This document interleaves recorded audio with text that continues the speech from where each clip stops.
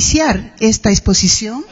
sin hacer referencia a lo que ha significado la evolución de la humanidad y de lo que ha significado aquellos hechos históricos que han marcado justamente el rescate de lo que es la dignidad humana.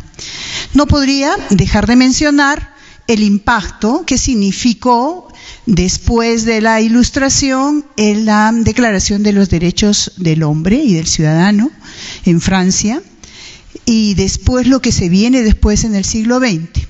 Pero no quiero tampoco pasar por alto el mencionar que han habido mujeres que han estado identificadas con los pensamientos, con las convicciones revolucionarias del siglo XVIII, pero que sin embargo tuvieron la osadía, entre comillas, de plantear que tenía que individualizarse lo que son los derechos de la mujer desde esa época, porque iba en contraste con las apreciaciones que tenían los ideólogos, por ejemplo Rousseau, que consideraba que podía haber una afinidad por la defensa de los derechos del ciudadano, pero que para el caso de las mujeres tenía que servir básicamente para que las mujeres sigan haciendo sus funciones de educadoras y viendo dentro de ese marco lo que implicaba además limitaciones en su desarrollo. Olympe de Gouges es una de las mujeres coetánea con Rousseau y con todos los girondinos, que plantea en el año 1791 a través de su documento, la Declaración de los Derechos de la Mujer y la Ciudadana, que le valió justamente también ser llevada a la guillotina.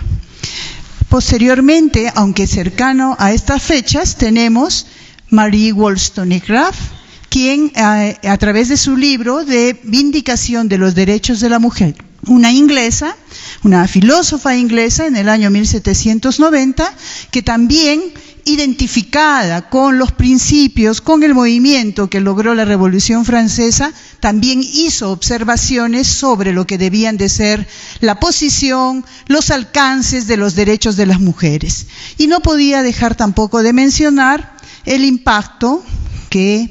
hemos logrado nosotros identificar en Flora Tristán, que además tiene una cercanía a nuestra ciudad, que también se constituyó en uno de las más legítimas representantes de las mujeres en estas épocas. Hablamos del año 1845, cuando escribe también el libro Emancipación de la Mujer. Y ahí llegamos al siglo XX. Al siglo XX, donde en el año 1948 se llega a formular la Declaración Universal de los Derechos Humanos, ampliamente conocidos, necesarios frente a lo que significó el efecto de la Segunda Guerra Mundial y a lo que en ese momento se avisoraba como una situación que atentaba contra la vida de muchas personas en el mundo, y en el cual tendremos que rescatar en uno de sus articulados el tema mismo de lo que significa la dignidad de las personas. La dignidad de las personas como el fundamento esencial para lo que significa el desarrollo de una sociedad, y con las características propias que no voy a profundizar, pero que es necesario remarcar en este sendero que queremos lograr para definir cuál es el tema que está en relación con la igualdad de género. Lo que implica el que tengamos que reconocer la universalidad, que los derechos humanos deben abarcar a todos y a todas en el contexto mundial, sin ningún tipo de distinción, el hecho de que son inalienables, que no se pueden retirar, que no se pueden quitar ninguno de esos derechos, y las otras características de invisibilidad, interrelacional e interdependientes, porque todos tienen que ver con unos y con otros, y que han permitido que a nivel mundial tengamos avances importantes, como por ejemplo el que se hayan generado a partir de ello los derechos de los niños y los adolescentes, los derechos de las mujeres, los derechos de las personas con discapacidad y todo aquello que ha significado el avance para plantear cuáles son los alcances de estos grupos. Y en relación a ello debemos de mencionar lo que significa el derecho a la salud. Porque de cualquiera de los derechos que tenemos en conocimiento, de primera generación, de segunda generación, de tercera generación, creemos que uno de los aspectos más importantes que tenían que desarrollarse es el derecho a la salud. Y es que sin salud es imposible que las personas pudieran realmente cumplir sus objetivos. Sin salud está sentadas las bases para que no haya el bienestar. Por lo tanto, dentro de los derechos económicos, sexuales y culturales están el tema del derecho a la salud, que debe leerse como, en resumida, el disfrute. El derecho a la salud significa el disfrute del más alto nivel posible de salud física y mental. Este tema del derecho a la salud lo tenemos presente en cada uno de los minutos y de las horas de los días que vivimos quienes habitamos este planeta. Porque existen brechas significativas para poder ejercer este derecho a la salud. Y debemos de reconocer, ser enfáticos que en el caso de la definición de lo que es la salud, que ha tenido una evolución satisfactoria, desde las interpretaciones básicas, primarias, que han existido muchos siglos atrás, hasta lo que se logra con la definición del completo estado de bienestar físico, mental y social, y no solo la ausencia de enfermedad, desde la creación de la Organización Mundial de la Salud, hasta aquellas otras interpretaciones donde, pasando por la influencia de las escuelas canadienses, hemos visto de los campos de la salud, y llegar a lo que significa la definición de la salud, donde es necesario rescatar lo que son los determinantes sociales de la salud, sin los cuales no podríamos enfrentar las situaciones que pueden estar en contra del ejercicio de los derechos de la salud de todas las personas sin ningún tipo de distingo. Y aquí identificar que el derecho a la salud va a tener que estar influenciada por aquellos factores determinantes, dentro de los cuales también están los servicios a la salud, que son los que ofrecen la atención de la salud. Y en este tema del derecho a la salud, poder identificar cuáles deben ser las características que deben de tener estas prestaciones de salud que el Estado está obligado a dar a toda la población, donde es posible identificar lo que es la disponibilidad, frente a la cual sí existen brechas, y especialmente en países como el nuestro, donde no hay un 100% de la población que llega a tener servicios de salud para atender sus necesidades. De igual manera, en el tema de la accesibilidad, superar lo que significa la inaccesibilidad económica, la inaccesibilidad cultural, la inaccesibilidad incluso geográfica y la inaccesibilidad funcional, que en definitiva aportan para que se planteen brechas que hacen posible que, por ejemplo, en un país como el nuestro, tengamos un 30% de la población que no tiene acceso a una atención de salud oportuna y permanente. De igual manera, con lo que significa la calidad, en la que se pone a prueba lo que muchas veces es demandado por la población, en lo que significa competencia técnica de quienes son proveedores de salud, en lo que significa el confort que deben tener los servicios de salud, que no pueden estar alienados en lo que son servicios de la enfermedad, y en lo que significan las relaciones interpersonales, que muchas veces nos llega a plantear la deshumanización de la atención de la salud, y especialmente la deshumanización de los profesionales médicos. Todas estas circunstancias nos lleva a plantear entonces que necesitamos identificar estos determinantes sociales de la salud. Y en el marco de esta exposición plantear, por ejemplo, que dentro de los determinantes estructurales y los determinantes intermedios tenemos el tema de género, el tema de cómo a partir de la inequidad de género tenemos estas diferencias en lo que implica la salud de los hombres y la salud de las mujeres. Y en este juego, donde podemos ubicar de lo que son las políticas, todo lo que significa la gobernanza, podemos encontrar todas aquellas características que tienen que ver justamente con el acceso a los medios de producción, lo que significa el género en sí, el tema de la etnicidad y el desbalance que se va a provocar cuando de por medio están los determinantes intermediarios que pueden llevar a una inequidad de salud cuando ésta no se da en forma racional y en forma competente para beneficiar a toda la población. En ese contexto es que vale la pena remarcar lo que también el día de hoy, de ayer, Ferney expuso sobre lo que significa el género. No tengo el interés, tampoco a ustedes seguro les va a ser muy sensible, de profundizar más sobre este tema de género, porque creo que en este encuentro ha estado presente las reflexiones sobre lo que significa género, que lamentablemente hasta ahora no hemos logrado que sean aceptados por una gran mayoría y que hasta ahora son motivos de cuestionamiento, especialmente de grupos de poder. Y aquí tampoco vamos a olvidar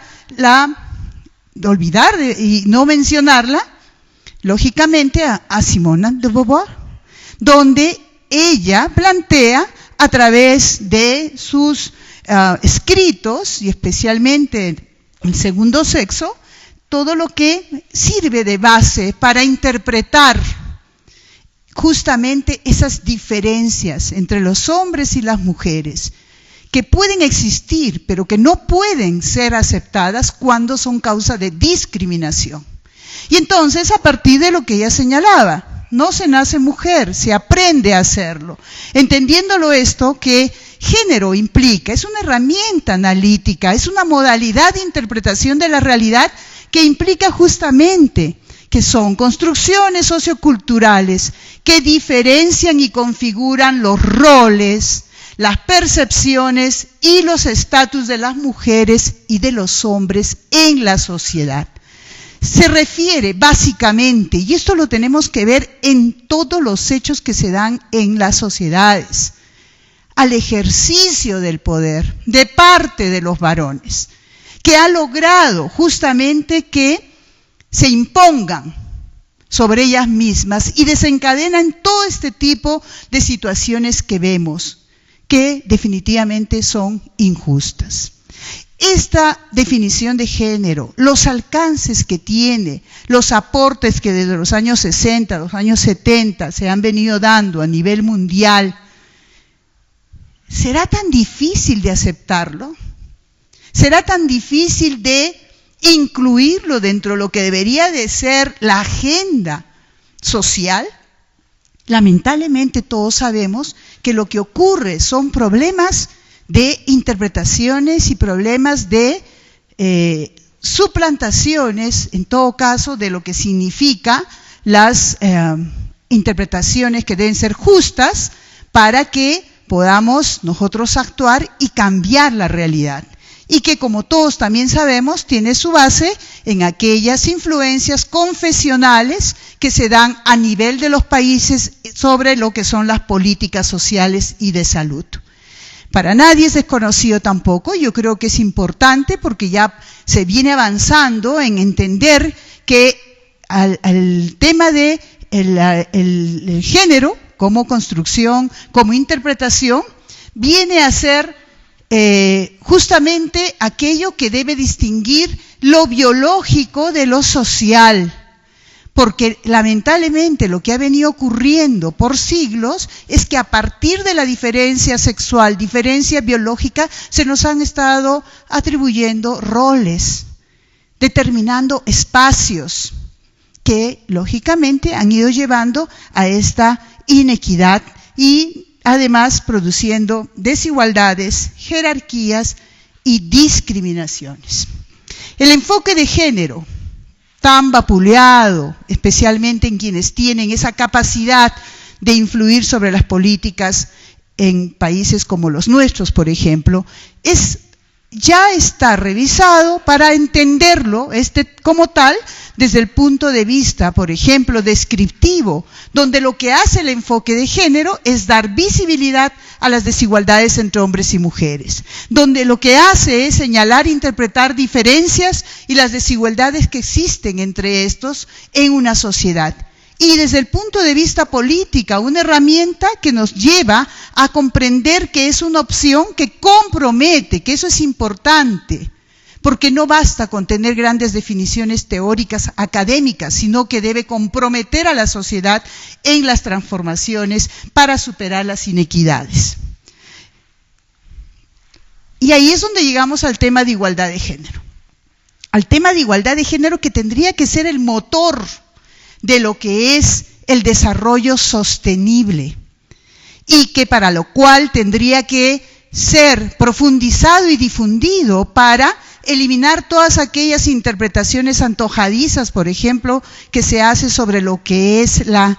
ideología de género, que también creo que lo hemos tratado aquí los días precedentes.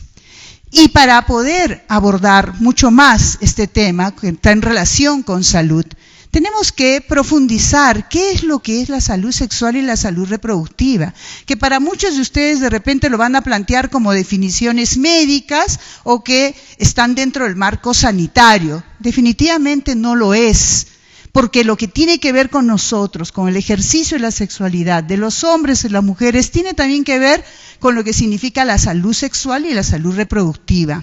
Para llegar a estas definiciones ha costado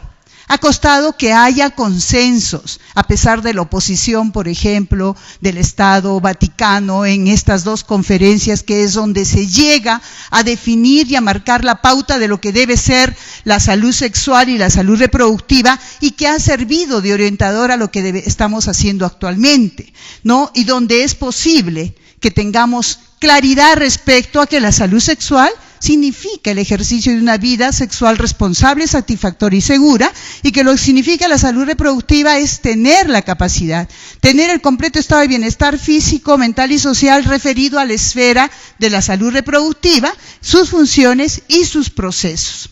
Entonces, vamos a situar a la salud sexual y reproductiva, pero desde un enfoque basado en derechos, que debe de llevarnos justamente a la equidad y a la igualdad de género como uno de sus sustratos. Y también no voy a profundizar sobre este tema de los derechos sexuales y reproductivos, porque también ayer lo han tocado, pero creo que hay que analizar algunos puntos si queremos hacerlo a la actualidad. Como por ejemplo el tema en lo que es salud sexual y reproductiva, el derecho que debemos de tener todos para poder acceder a una educación sexual integral. El derecho que tienen las mujeres de ser madres y que no estén expuestas a morir,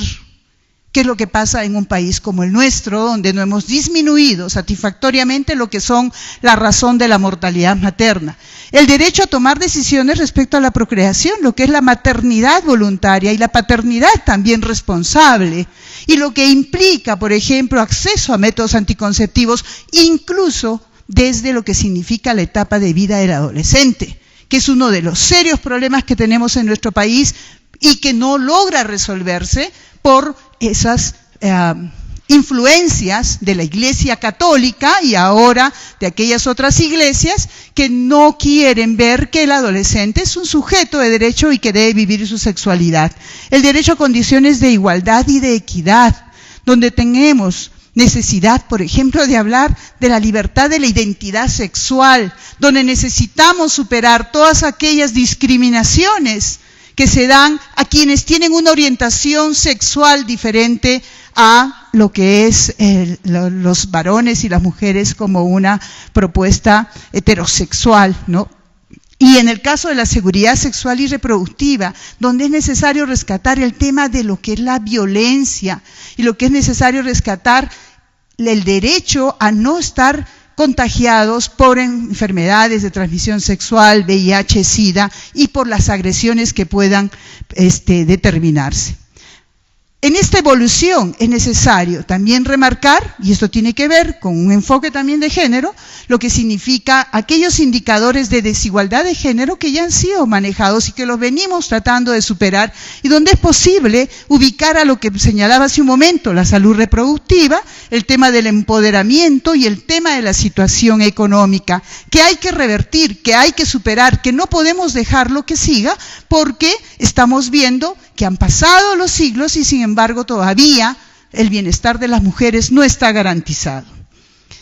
Solamente muy rápido para plantearnos en el contexto mundial y que puede ser de soporte para lo que queremos que se haga para las mujeres. Porque no podemos hablar de políticas que sean iguales para todos. Tiene que haber una definición clara y un espacio claro sobre ¿qué necesitan las mujeres en este caso? Y a nivel mundial hay una convicción y un convencimiento que tenemos que superar estos indicadores, por ejemplo, reducir la mortalidad materna. Se ha reducido, pero no es significativa a nivel mundial. El acceso al agua, uno de los elementos más importantes para hablar de la conservación del medio ambiente, donde las mujeres son las que aportan, pero que sin embargo no es igual respecto a lo que puedan aportar otros grupos a nivel mundial. En el tema de la política, ¿qué hacemos frente a las decisiones que se toman fundamentalmente los varones? Y no es cuestión de que somos el 50% de la población y que el otro 50% son los varones, sino que es imprescindible para poder ubicarnos en contextos donde tengamos que tomar las decisiones. El tema del salario, el tema que llegamos a tener hasta un 24 a 30% de diferencia entre lo que gana un hombre y una mujer a pesar que hacen la misma actividad. El tema de las decisiones en los espacios donde deben favorecerse fundamentalmente a las mujeres y el tema de la educación. Y en el tema de la educación es necesario retomar lo que significa, por ejemplo, toda la influencia de las religiones en estas grandes campañas que se dan donde se invierte cantidades ingentes de dinero y que, por ejemplo, en el caso de Perú ha estado marcado los últimos 2 años por estas campañas de Con mis hijos no te metas, y donde estamos en espera de que a nivel del Poder Judicial, los magistrados, donde solamente hay una mujer, decidan si se sigue o no manteniendo lo que es el enfoque de género en el currículo educativo. De igual manera, en el tema de alfabetización, se mantienen todavía las mujeres analfabetas a nivel mundial, porque son mujeres más analfabetas que otra cosa, y el tema de la participación en los conflictos, donde son niños y mujeres son los más afectados. No puedo dejar de mencionar el tema de la violencia contra las mujeres. Mientras tengamos problemas de violencia contra las mujeres, no vamos a poder hablar de progreso, no vamos a poder hablar de igualdad, no vamos a poder hablar de paz. Por lo tanto, tendría que ser uno de los argumentos más importantes para que se desarrollen este tipo de políticas de igualdad de género.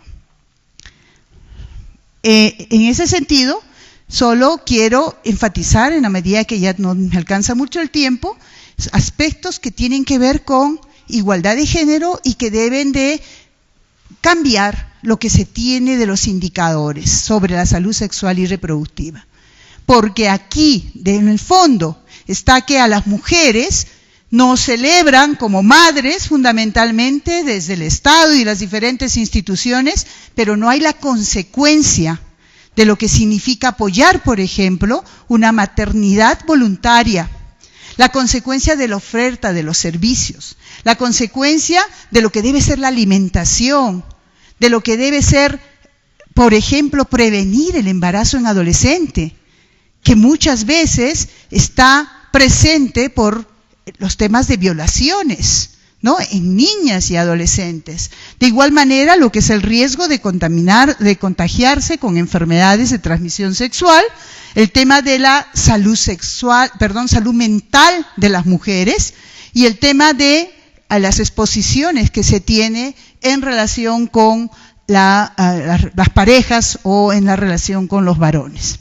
las depresiones, el hecho de exposición a trastornos por el abuso de alcohol y todos aquellos problemas de salud mental. ¿Qué hacemos? ¿Qué tenemos que seguir haciendo?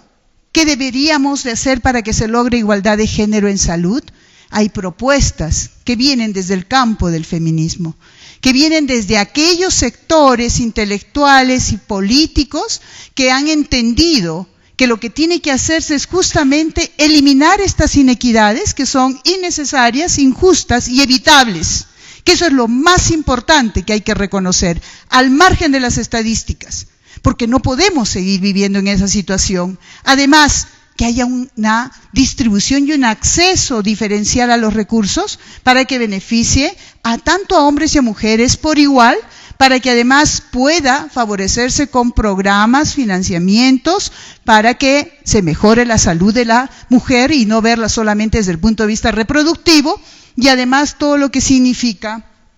el compartir las tareas que deben tener los hombres y las mujeres por igual en los diferentes roles. Hasta aquí yo llego, muchísimas gracias. Gracias por su atención.